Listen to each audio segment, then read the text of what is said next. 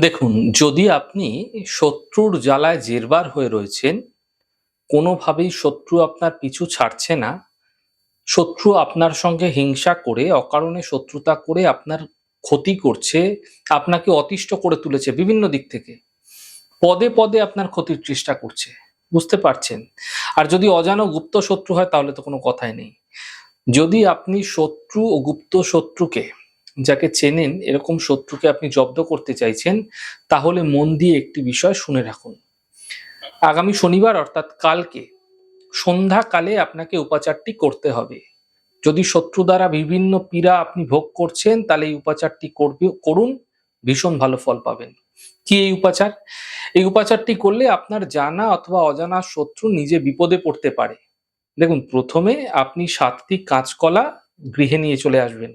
মাথায় রাখবেন ৭টি কাঁচকলা যেন একটি গিঁটের মধ্যে থাকে, অর্থাৎ একসাথে বন্ধনী অবস্থায় থাকে। ৭টি বড় দেখে লোহার পেরেক নিয়ে আসবেন এবং কালো কালির একটি কলম আপনার অবশ্যই লাগবে। কালো কালির কলম দিয়ে আপনার শত্রুর যে নাম সেটি কলার ওপরে আপনারা লিখতে থাকবেন। প্রত্যেকটি কলাতে শত্রুর নাম লিখবেন এবং যদি একাধিক শত্রু হয় প্রত্যেকটি কলাতেই কিন্তু একাধিক শত্রুর নাম লিখতে হবে। এরপর ওই পেরেকটি আগুনে গরম করে লাল করে ওই কলার পেছনে যে বোটার দিকটা রয়েছে সেদিক থেকে আপনারা গেঁথে ঢুকিয়ে দিন। ওই ৭টি পেরেকযুক্ত কলা কোনো নদীতে বা কোনো পুকুরে ডুবিয়ে দিন। এই প্রক্রিয়াটি শনিবার অর্থাৎ কালকে থেকে করতে হবে। শনিবার দিন সন্ধ্যাকালে করবেন। মাথায় রাখবেন এই প্রক্রিয়া করার সময় যেন কেউ দেখতে না পায় আপনাকে।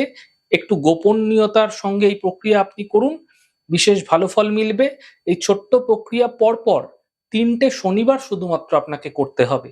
শত্রু যে আপনার বড় ক্ষতির চেষ্টা করছিল, যে আপনাকে নাজেহাল করে তুলেছিল, বিভিন্নভাবে আপনার সঙ্গে শত্রুতা করছিল, তার শত্রুতা করা বন্ধ হবে এবং নিশ্চিতভাবে সুফল দ্রুত দেখতে পাবেন।